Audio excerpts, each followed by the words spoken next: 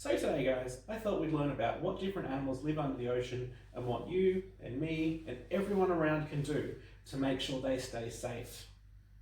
Because there are many things that we're doing which are hurting them, and we're going to talk about what they are and what we can do. As some of you may know, much of the world is covered by ocean.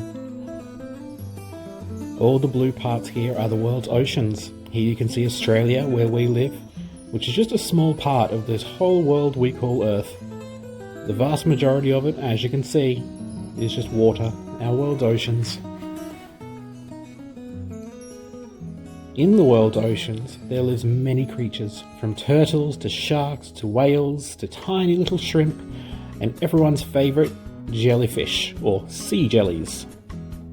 Us humans, however, produce a lot of waste, or rubbish, and much of that waste ends up in our oceans. Now, if you have ever seen a sea jelly, you might notice that when they're floating in the water, they look a bit like a plastic bag.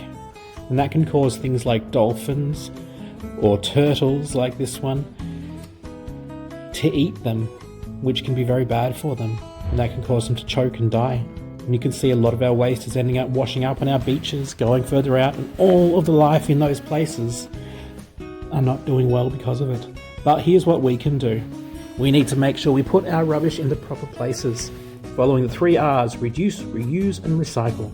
Reduce, use less of things so we don't make as much rubbish. Reuse, instead of throwing things away, we can use them again. We can reuse bottles to drink water out of.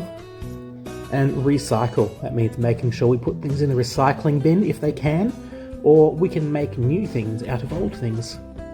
Alright, thank you very much everyone, bye bye.